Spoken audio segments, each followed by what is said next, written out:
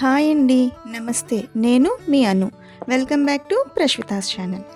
ఈరోజు వీడియోలో simple, tasty and క్విక్గా చేసుకునే రొయ్యలు కొబ్బరి కారం గురించి మీకు చెప్పబోతున్నాను. ఇది అన్నంలోకైనా, చపాతీలోకైనా, సైడ్ డిష్గా అయినా చాలా బాగుంటుందండి. అంతెందుకు, ఒక్కసారి ట్రై చేశారంటే ప్రాన్ వండుకోవాలి అని అనుకునే ప్రతిసారి మీకు ఈ రెసిపీ మాత్రమే గుర్తొస్తుంది. అంత బాగుంటుందన్నమాట. ముద్ద ముద్దకి కమ్మగా అనిపించే ఈ రెసిపీని ఎలా తయారు చేయాలో క్విక్గా చూసేద్దాం రండి.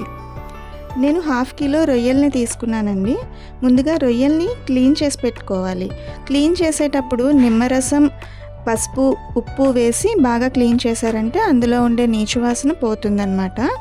ఇలా క్లీన్ చేసిన రొయ్యల్లో 1/2 టేబుల్ స్పూన్ సాల్ట్, కొంచెం పసుపు వేసి బాగా కలిపి మూత పెట్టి ఒక 15 మినిట్స్ వరకు పక్కన ఉంచుకోవాలి. ఈలోపు మనం మసాలా తయారు చేసుకుందామండి. కొబ్బరి మసాలా. ఇది ఏంటి అంటే మనం ఇందులో కారం పొడి యూస్ చేయం. ఓన్లీ ఎండుమిర్చినే డ్రై రోస్ట్ చేసి మిక్సీ పట్టి వేస్తామన్నమాట.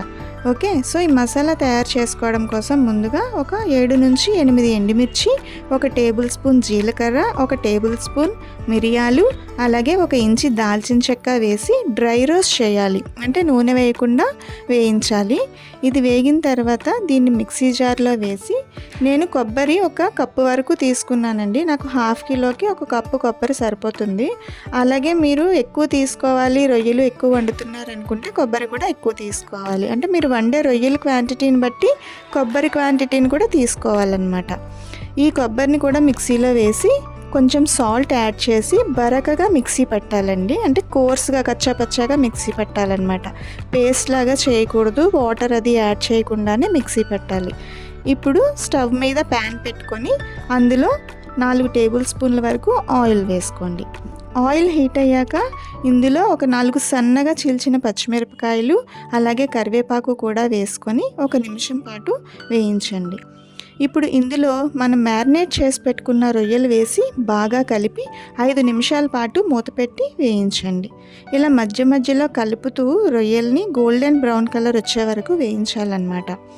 రొయ్యలు వేగాక అందులో మనం ముందుగా తయారు చేసి పెట్టుకున్న కొబ్బరికారం మసాలాని వేసి బాగా కలిపి మరో 5 నిమిషాల వరకు వేయించండి. ఆఖరిగా 1 నిమ్మ చెక్క రసం వేసి కలిపి స్టవ్ ఆఫ్ చేసి ఇలా కొత్తిమీర చల్లి అలా సర్వ్ చేశారంటే మీరు చూస్తుండగానే గిన్నె ఖాళీ అయిపోతుందంటే నమ్మండి, అంత బాగుంటుందన్నమాట. చూడటానికి డ్రైగానే అనిపిస్తుంది కానీ ఇది అన్నంలోకి చక్కగా కలుస్తుంది. అలాగే సాంబారు, రసం వంటి వాటిల్లో సైడ్ డిష్గా ఇది చాలా అంటే చాలా బాగుంటుందండి. సో ఇంకెందుకు ఆలస్యం, ఈ టేస్టీ రొయ్యల కొబ్బరి కారంని మీరు కూడా మీ ఇంట్లో ట్రై చేయండి. ట్రై చేసి మీకు ఎలా అనిపించిందో నాకు కామెంట్ సెక్షన్లో కామెంట్ రూపంలో తెలియచేయండి. ఈ వీడియో మీకు కనుక నచ్చినట్లయితే షేర్ చేయండి, లైక్ చేయండి. అలాగే నా ఛానల్ మీరు మొదటిసారి కనుక చూస్తున్నట్లయితే సబ్స్క్రైబ్ చేసుకోవడం మాత్రం మర్చిపోవద్దు.